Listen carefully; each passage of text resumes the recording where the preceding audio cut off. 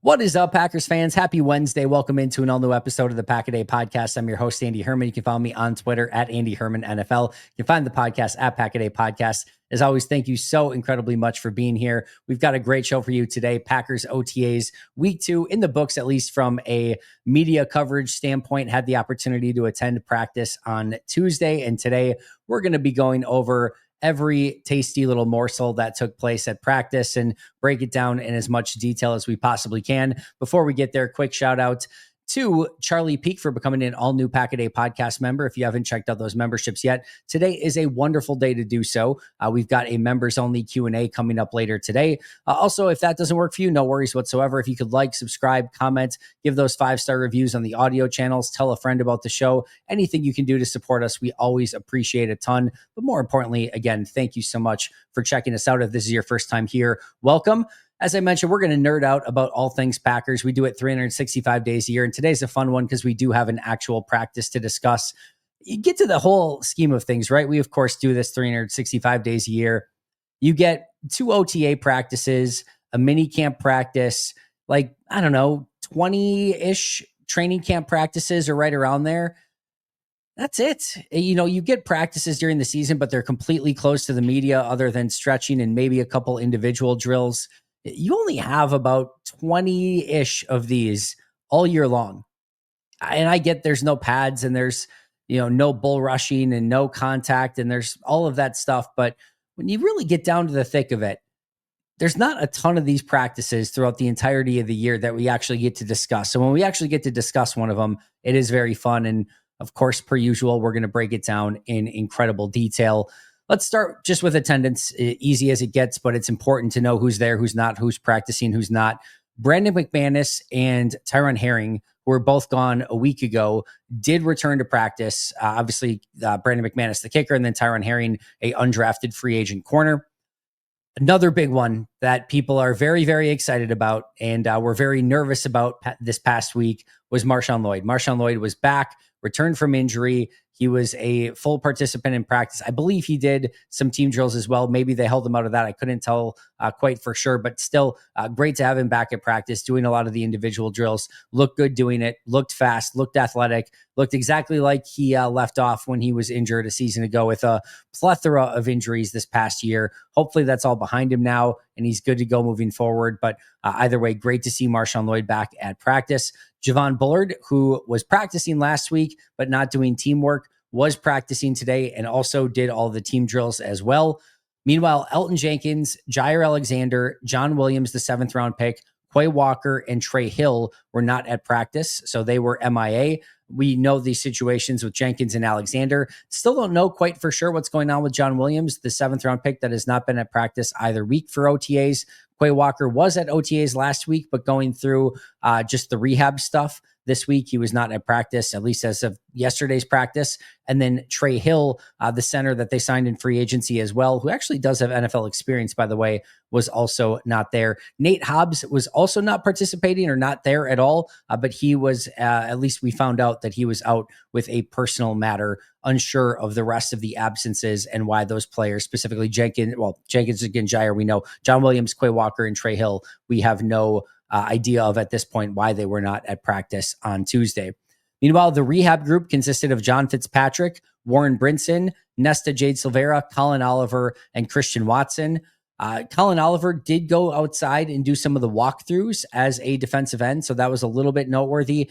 And then John Fitzpatrick was also outside doing a little bit of work, but mostly with a trainer, not any individual or teamwork or anything like that, but did go outside and work with a trainer a little bit as well. Kenny Clark still was not doing team drills. One of the key takeaways, not from practice itself, but from after practice, was when Kenny Clark spoke with the media and said that in January, he had foot surgery and he injured his foot in Brazil against Philly this past year and said that it basically affected him throughout the entirety of the season.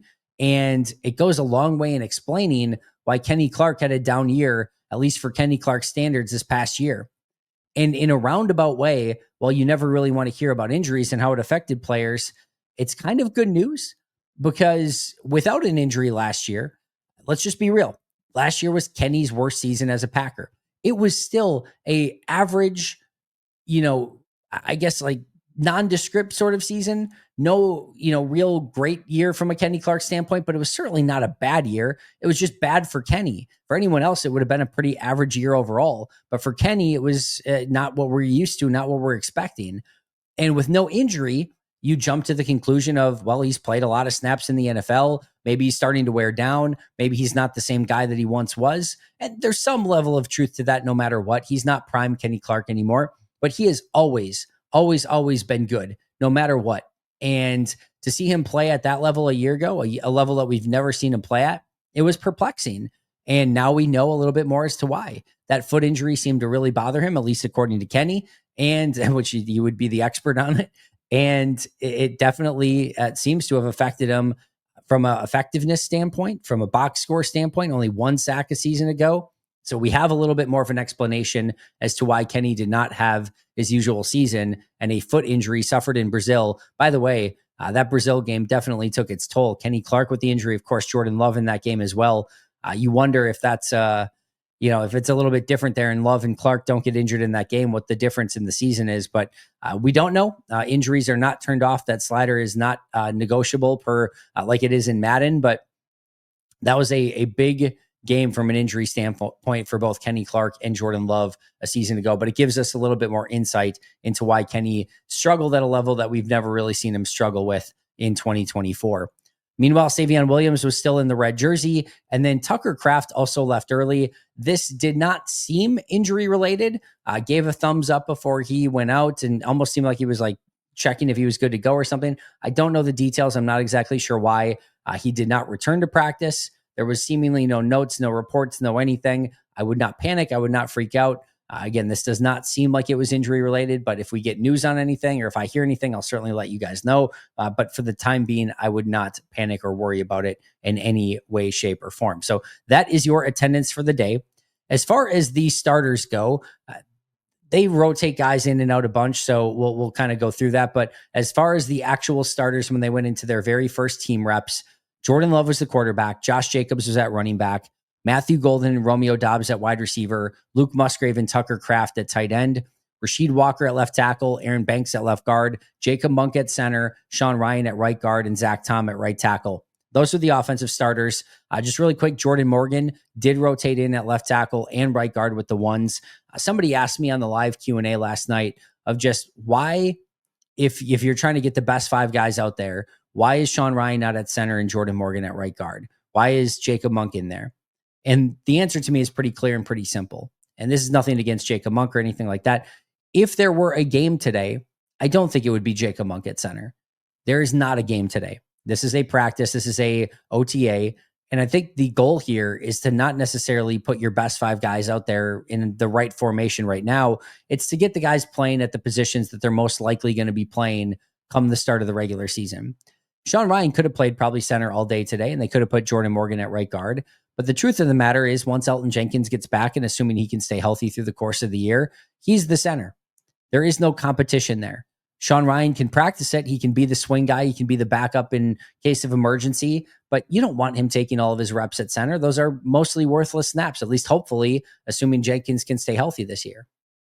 You want him taking the snaps at right guard. So rather than doing this musical chairs and putting Ryan at center and Morgan at right guard and everything like that, just let Morgan continue to work with the left tackle or at left tackle and at right guard, some with the 1s, some with the 2s.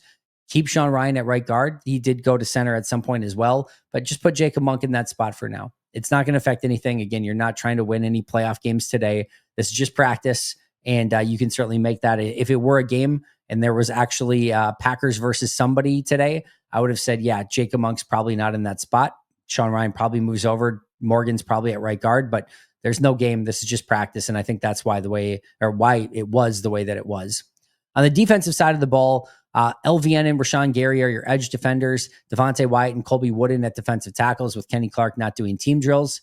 It was Edgerrin Cooper, Isaiah McDuffie, and Isaiah Simmons that were your linebackers. Remember, last week it was Hopper at linebacker, and then it was Cooper and McDuffie as your outside guys. Today it was McDuffie in the center, and then Isaiah Simmons taking the spot of Hopper as an outside linebacker. So a little bit different. Simmons getting that run with the 1s is definitely interesting. looks the part immediately, just has not had that success at the NFL level actually playing defense. Will have a real great chance to make the team as a special teams guy and as a depth piece on defense. But interesting that he got those reps. Later in practice, we did see Tyron Hopper take his spot. Hopper went to middle linebacker, and then McDuffie and Cooper were the guys playing on the outside at that point in time. Nixon and Valentine were your outside corners, and then Williams and McKinney were at safety. Bullard was the one who came in nickel, and then they took a linebacker off the field, obviously, and put Bullard in nickel or in the slot with Nixon and Valentine on the outside in that situation. As mentioned, McDuffie, Hopper, and Simmons also got some time at linebacker. And again, Jordan Morgan rotated at left tackle and right guard with the ones as well. So those are your starters and sort of rotations for the day. The first player that I want to talk about, the first real thing that I want to talk about from practice for basically the second consecutive week is Jordan Love. Bill Huber charted Jordan Love as 17 of 20 for the day. 7 on 7s, 11 on 11s, 2-minute drill, all of it. I will give you the very quick, well, like, do we need to do the caveat here? You guys know the disclaimers. Don't make me tap the sign. Nobody's crowning anyone today. Nobody's tearing anyone down. This is not real football. They're playing patty cake along the lines, or even the 7 on 7s. They're not even there. So take all of this for what it's worth. Again, we don't need to go through the full disclaimer today, but 17 of 20 for Jordan Love is a good freaking day. Whether it's an OTA, a mini camp, a training camp, out in the park, it doesn't matter. It's a good day at the office. We're going to talk about some of the things that he did at a very high level throughout today's show, and especially when we get to the 2-minute drill as well.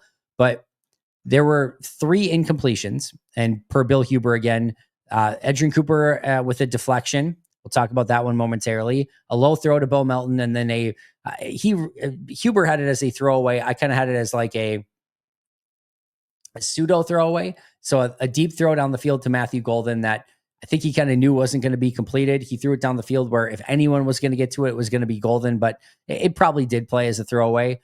Those were the 3 incompletions for Jordan Love on the day. He was crisp. He was precise. We talked about it last week. Talk about a veteran presence, somebody that is in his 6th year of Matt LaFleur's offense, is well-versed in it, knows everything he needs to know, at least seemingly, and was just literally almost like mastering the offense before our eyes. It was very fun to watch. Knew where to go with the football, knew the checks at the line, knew it in and out. Again, I'm not saying that he's perfect by any means or that that's going to continue, but he was really awesome through 2 OTA practices now. That one incompletion to Edgerrin Cooper, like I mentioned, that's one where I couldn't tell if he just didn't see Cooper. He was trying to get it over the top. I think he was probably trying more to get it over the top, and Cooper is just a freak and skied and broke it up. It was definitely not an interceptable pass. It was one that did get deflected by Cooper.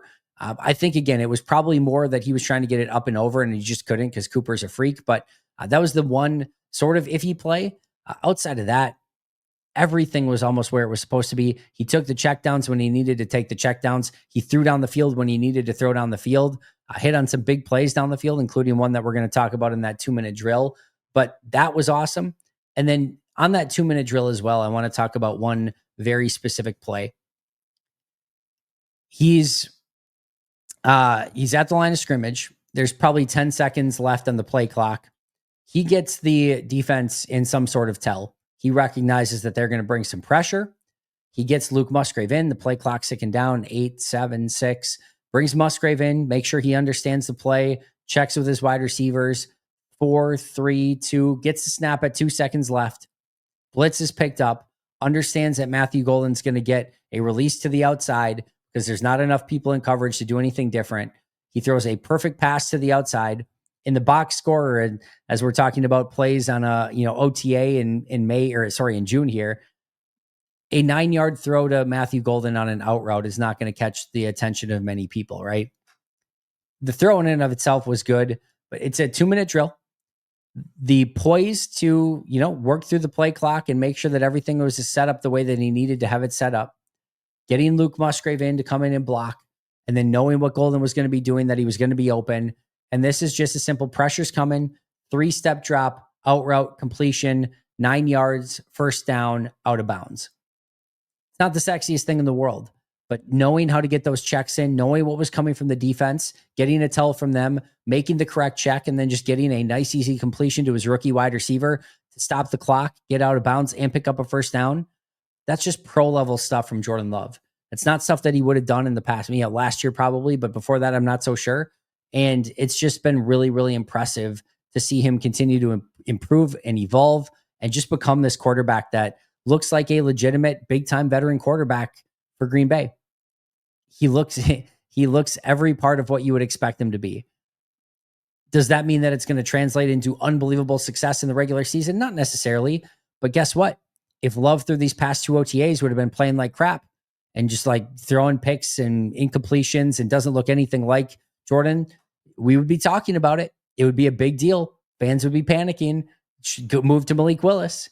So if we're going to pan him, if things do not go well, he certainly deserves the credit for having 2 really impressive OTA practices to start the season. And I'll say one more time, 17 of 20 on the day. Precise, accurate, knowledgeable, understanding of the offense, taking what's there when it's there, hitting the big shots when he needs to. Just a really, really impressive day for Jordan for the second consecutive week of OTAs. Hey friends, I'm so excited to tell you about this new game-changing product that I've been using before a big night out. It's called pre-alcohol. Now, ZBiotics pre-alcohol prebiotic drink is the world's first genetically engineered prebiotic. It was invented by PhD scientists to tackle rough mornings after drinking. Here's how it works. When you drink, alcohol gets converted into a toxic byproduct in the gut. It's a buildup of that byproduct, not dehydration. That's to blame for rough days after drinking. Pre-alcohol produces an enzyme to break this byproduct down, so just remember to make pre-alcohol your first drink of the night, to drink responsibly, and you'll feel your best tomorrow. Now listen, I get it. I was a bit skeptical about pre-alcohol initially myself, but I've now used it for a bachelor party, the college basketball tournament, and recently for a friend's epic 40th birthday party, and I'm telling you, it's the real deal. And guess what? Summer's here, which means more opportunities to celebrate the warm weather. And before that backyard barbecue brew, the glass of Pinot, watching the sunset at the beach, or a cocktail by the campfire, do not forget your ZBiotics pre-alcohol. Drink one before drinking and wake up feeling great and ready to take on the next day and all that summer has to offer. So go to zbiotics.com/packaday to learn more and get 15% off your first order when you use code PACKADAY. ZBiotics is backed with a 100% money back guarantee, so if you're unsatisfied for any reason, they'll refund your money, no questions asked. Remember to head to zbiotics.com/packaday and use code PACKADAY at checkout for 15% off. Make sure to support our sponsors and use that code PACKADAY. Next up is Matthew Golden, the other player that we talked about a lot last week. Golden had a variety of different catches throughout the course of the practice. None of them were of the highlight variety. I don't think any of them were even really 10 yards down the field or more. But he was able to get open, gain separation, and really start gaining the trust of Jordan Love as well. Threw it to him on numerous occasions, including a couple times in the 2-minute drill. I will say it again. I really liked what I've seen so far. He just looks the part. He looks so natural playing wide receiver, even kick returner, punt returner. Everything he does, it just feels clean and crisp and like he's done it for a million years and that he was born to do it. That's, again, about as good of a compliment that I can give a rookie receiver in OTAs. We're not going to know anything on Golden until the pads come on and we start seeing teams press him and how he does with some of that stuff. But man, is he exactly what the scouting report advertised. His speed is fantastic. His route running's been really impressive.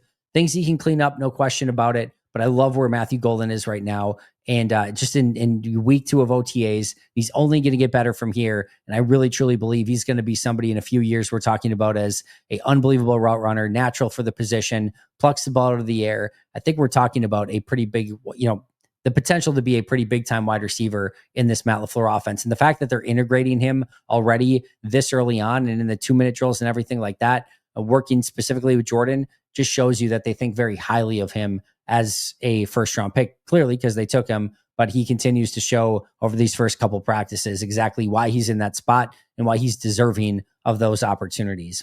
Jaden Reed also had a really nice day. He caught a deep pass down the field from Malik Willis, and then also a big-time touchdown from Jordan Love that we'll talk about again in the 2-minute drill. Dontavian Wicks, unfortunately, did have a drop that resulted in an interception. I did not see the quarterback on the play. I'm assuming since Bill Huber did not have the stat on it, maybe it wasn't Jordan, maybe it was Malik Willis. But either way, doesn't really matter. It was not on the quarterback no matter what. It was 50%, a little bit more than a walkthrough. And The quarterback threw over the middle to Wicks. I'm not sure if the pace of the ball just surprised him as you're going through 50%, sort of walk through here. Wicks gets open for the middle of the field, not just walk through. There's a little bit more than that, but I digress. Middle of the field gets open, ball hits him in the hands, bounces off of it, picked off. If this is, a wide receiver, a well-established wide receiver with no drop issues, we're probably not even really talking about it. But the fact that it's Wicks, the fact that he dropped a pass, the fact that it bounced off of his hands and got picked off, it's going to be noteworthy because it's Wicks and because he struggled with drops. Hopefully that's something that Wicks can continue to work on and get cleaned up. I thought he had a really nice practice a week ago, but he cannot have those moments. He's got to haul in the ball. It's sort of a big piece of the job description at wide receiver. And for him, if he wants to hit his ceiling and really become the receiver that he's capable of, becoming, he just has to do a much better job of hanging onto the football. Became an issue again on Tuesday, and hopefully that can stop becoming an issue over and over and over again.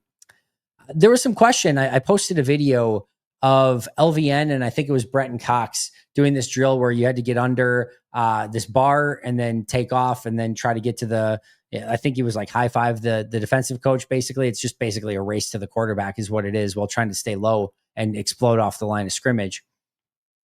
There's some people who are saying like, wow, LVN looks a lot bigger. If you watch the video that I posted, he really does. In person, he really does not.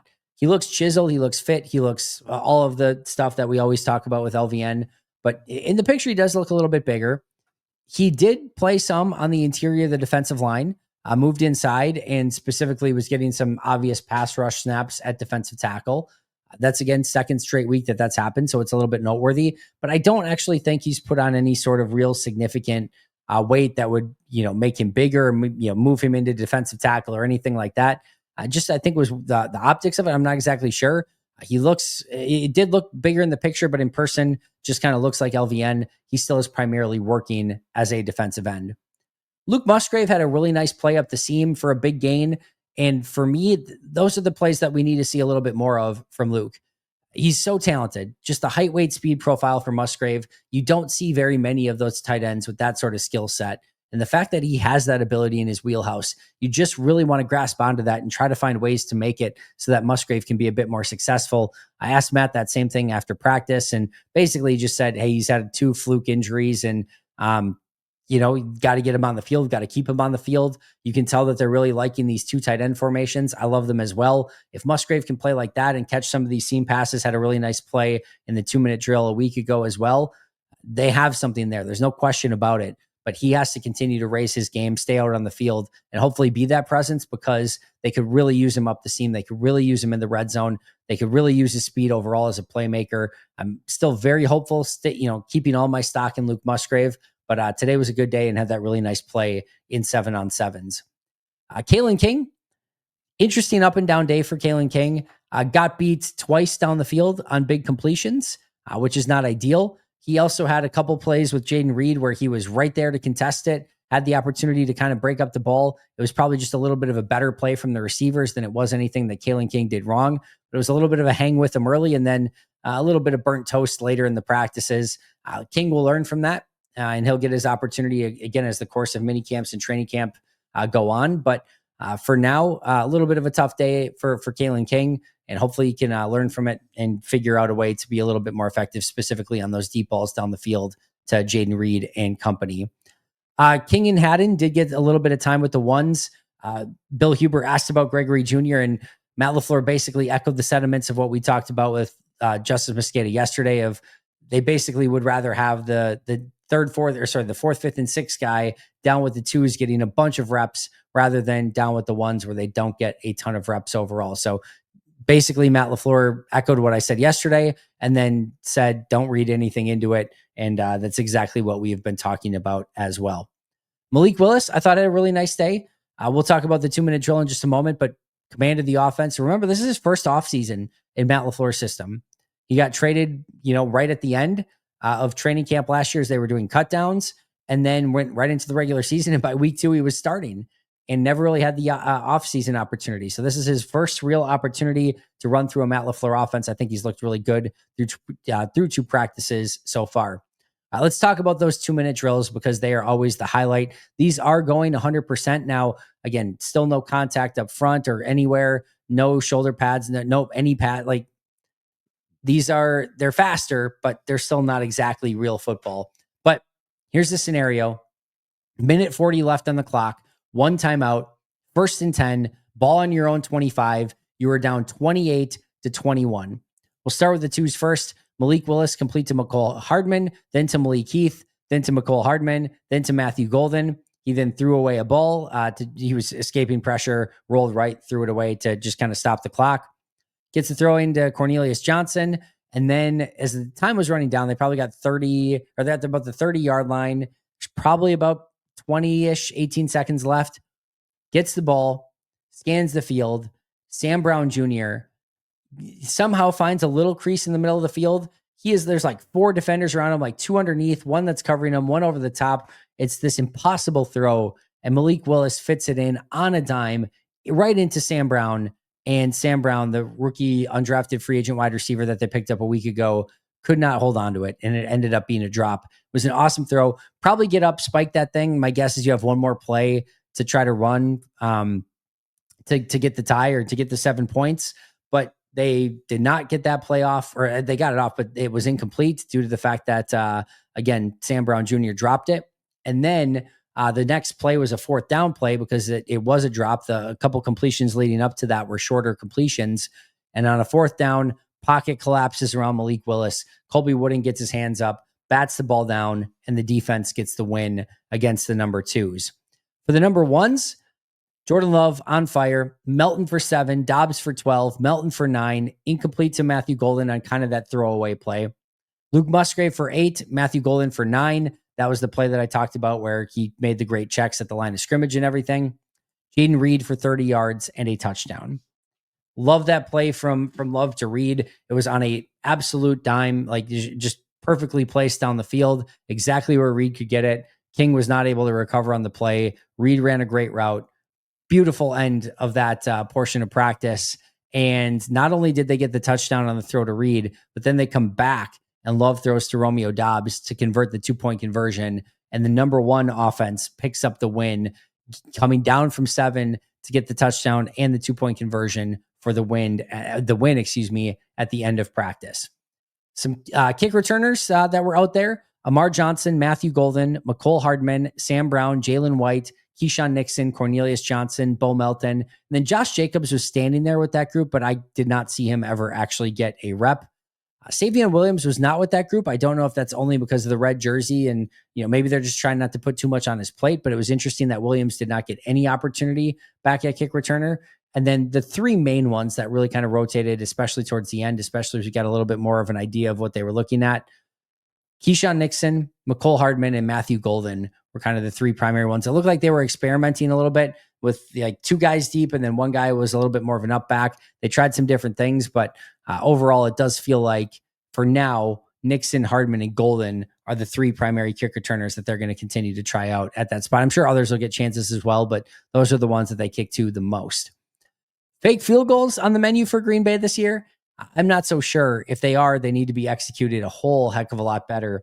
I couldn't tell if these were fire drills or if they were actual planned fake field goals. Either way, it was about as bad of a situation as you could possibly get for the I guess, offensive version of the special teams.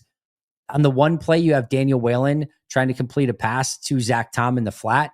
That did not look good. It went exactly as you would expected it to. Incomplete, no chance, even if Zach Tom found a way to get it. He was not picking up the first down there. So that was comical. And then later at the end of practice as well, they go for the kick. And then I don't know who it was that threw it. I would assume it's, Whalen in this situation, but they throw it. There's nobody in the area. They just basically throw it up and it's intercepted on the play on a special teams throw that, again, it felt more like fire drillish. It didn't feel like anyone knew exactly what they were doing. So they need to clean that up one way or the other, but that was not the execution that you were looking for there when you're trying to pull off some sort of fake field goal, fake extra point, whatever it is. You got to be a little bit more crisp than that. And Green Bay was certainly not exactly that on Tuesday. All right. A couple other news and notes here. Brandon McManus was 5 of 6 for field goals or on field goals on a very, very windy day. The wind was really blowing it quite a bit. So 5 of 6, not bad at all. And then Taylor Elgersma. I don't want to make anything more of this. It's a mostly nothing, anything at this point. But what I will say is I'm very intrigued. I like the height, the weight, like the athleticism. He's got a really good arm. He looks the part. It probably amounts to nothing. I wouldn't get your hopes up too much, but just watching him a little bit in individual drills, he's got great placement on the ball. He spins it well.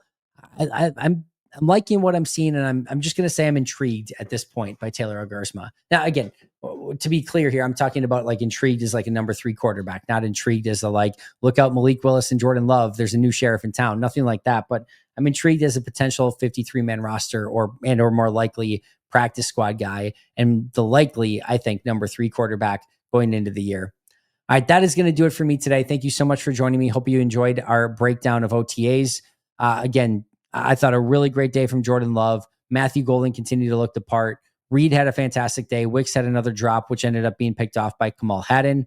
Luke Musgrave was able to get up to seam for a big play. Kalen King struggled, I thought, especially in some of the team drills later, and gave up a couple big passes throughout the course of the day. Kalen King and Kamal Haddon both got a little bit of time with the ones. Malik Willis, nice day overall.